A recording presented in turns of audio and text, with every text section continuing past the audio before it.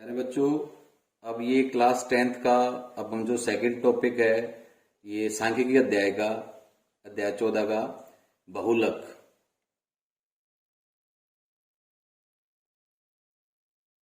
बहुलक बच्चों, अब 9th क्लास में हमने भी बहुलक भी पढ़ा था। तो उस समय कुछ आंकड़े दे रखे होते हैं हमें अवर्गीकृत, उन आंकड़ों का बहुलक निकालते थे। जैसे उदाहरण के तौर पे 9, 10, 8, 7, 9, 6, 5, 9, 5, 9। अब बच्चों, इसमें बताओ भाई बहुलक क्या होता है। बहुलक क्या होता था? जो आंकड़ा सबसे अधिक बार आया हो। बहुलक क्या होता था 9th में? जो आंकड़ा डाटा सबसे अधिक बार रिपीट हो रखा हो, अधिक बार दोहराया गया हो।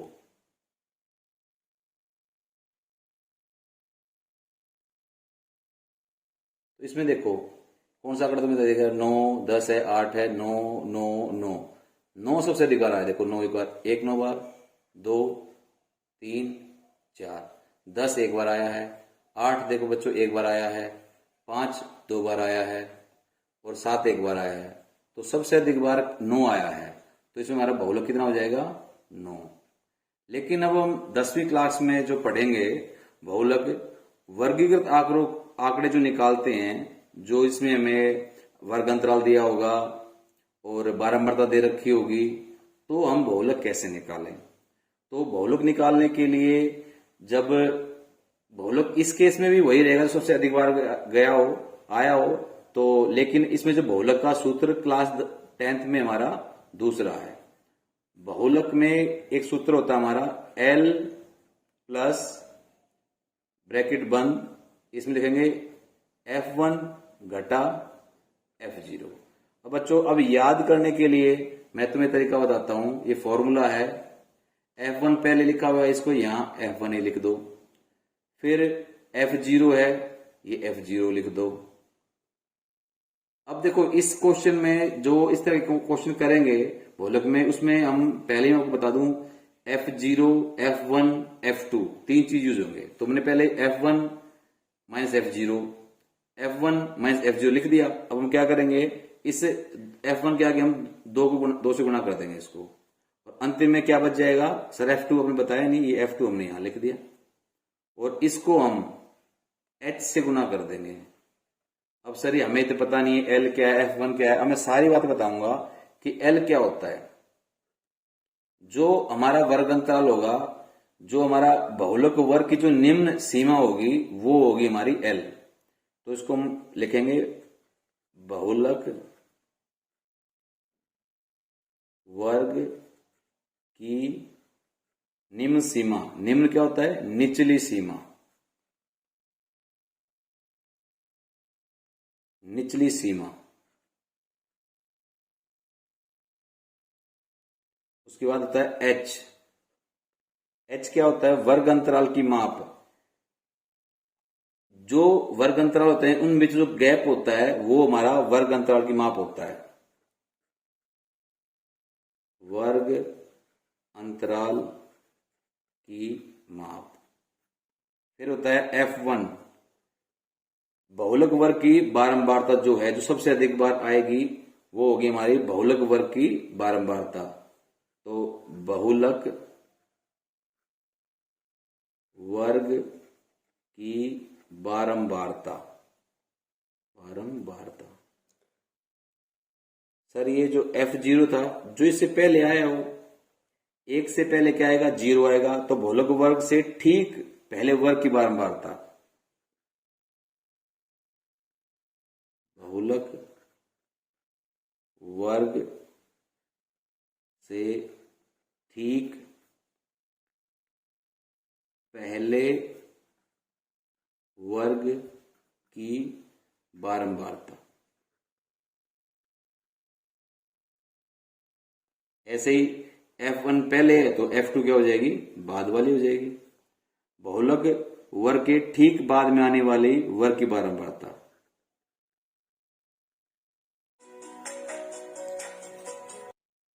हाँ तो बच्चों, अब ये F0 क्या था? बहुलक वर्ग से ठीक पहले वर्ग की बारंबारता, और F2 क्या हो जाएगा? बहुलक वर्ग से ठीक बाद वाली बारंबारता। बहुलक वर्ग से ठीक बाद वर्ग की बारंबारता। बच्चों, ये सबसे सिंपल टॉपिक है सांख्यिकी में बहुलक निकालना, पर इसमें सिर्फ सूत्र याद करना है। ये L plus F1 minus F0 to F1 minus F0 minus F2 into H। अब सर आपने L, H इन सब की वैल्यू तो बता दी, लेकिन बच्चों ये फॉर्मूला याद करने के बाद जब हम एक प्रश्न हल करेंगे तब हमें अच्छे समझ में आएगा कि ये L क्या होता है, F0 क्या है, F1 क्या है, F2 क्या है, H क्या है। तो अब हम अपनी प्रश्नावली 4.2 14.2 प्रश्नावली का हम पहला प्रश्न हल करेंगे। उसमें मैं आप इन सारी चीजों का आपको बता दूंगा कैसे किस चीज का कैसे क्या इस्तेमाल होता है। प्यारे बच्चों, अभी हमने इसका बेसिक कर लिया था कि बहुलक कैसे ज्ञात करते हैं, लेकिन बहुलक का जो फॉर्मूला था, फॉर्मूले के हिसाब से अभी मैंने आपको बता दिया था कि F0 क्या है, F1 क्या है, F2 क्या है, H क्या है, L क्या है। लेकिन अब इस प्रश्न को हल करके ही हम आपको बता पाएंगे कि कैसे फॉर्मूला यूज करना है। प्रश्न है हमारा, निम्नलिखित सारणी किसी अस्पताल में एक विशेष वर्ग में भर्ती हुए रोगियों की आयु को दर्शाती है कि किस उम्र के कितने रोगी हैं। तो 5 से 15 वर्ग के जो आयु के, ये आयु दे रखी ऊपर पहले आयु वर्षों में, फिर रोगियों की संख्या। तो 5 से 15 जिन रोगियों की आयु है वैसे रोगी हैं 6। जिन रोगियों की आयु 15 से 25 हैं वे हैं 11 रोगी। जिनकी 25 से 35 हैं वो 21 रोगी। 35 से 45 क्या है? 23 रोगी। 40 से 55 वर्ष जिनकी आयु है वो है 14 रोगी, और 55 से 65 वर्ग जिनकी आयु है वो है 5 रोगी। उपरोक्त आंकड़ों के बहुलक और माध्य ज्ञात कीजिए। दोनों केंद्रीय प्रवृत्ति की मापों की तुलना कीजिए और उनकी व्याख्या कीजिए। तो तुलना करनी है कि भाई किसका बहुलक ज्यादा है या माध्य ज्यादा है। तो अब सबसे पहले तो हमारा क्वेश्चन में कि बहुलक ज्ञात करो। तो बहुलक ज्ञात करने के लिए बच्चों हम अभी एक टेबल तैयार करेंगे, और टेबल के आधार पे फिर हम प्रश्न को हल करेंगे। तो अब हम इसको टेबल तैयार करते हैं।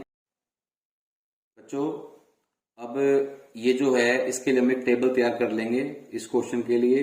तो पहले जो दे रखा है हमें आयु वर्षों में, तो एक तरफ लेंगे हम आयु,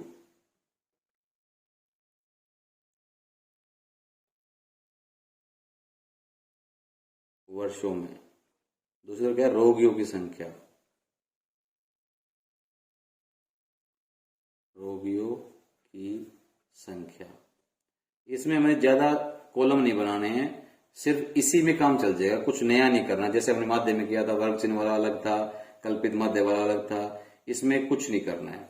ये एक तरफ तो हमारे वर्ग अंतराल हो जाएंगे और इस तरफ क्या हो जाएंगे? बारंबारता।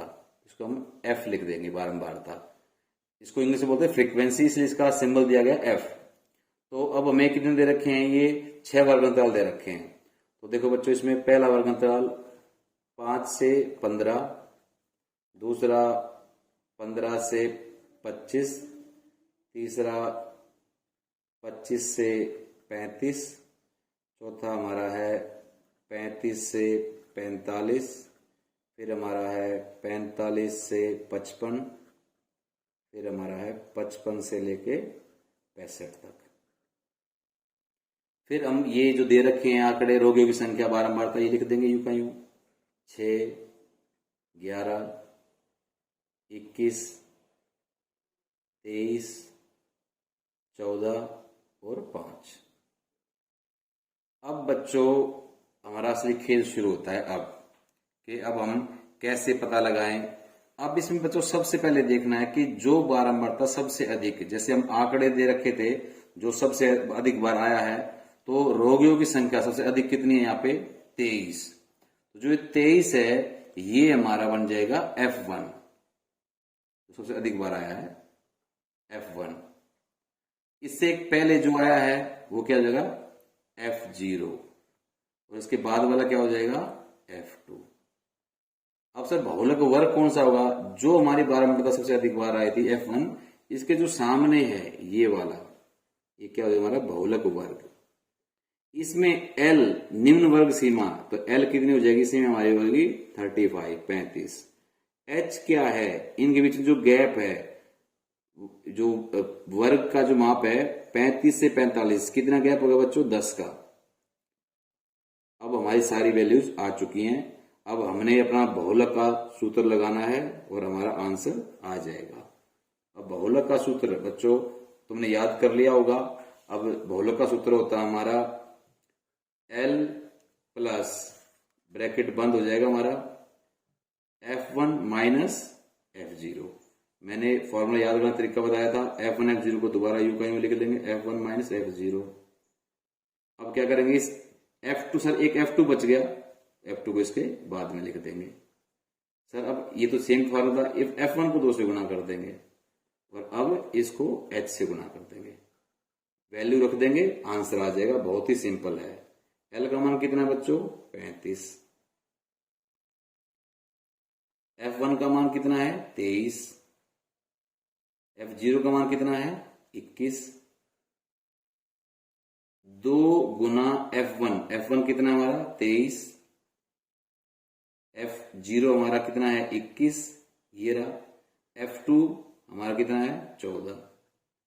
जो दे रखा है वैल्यू हम निकाल चुके हैं। H का मान अभी निकाला था हमने, वर्ग अंतराल कितना है? 10।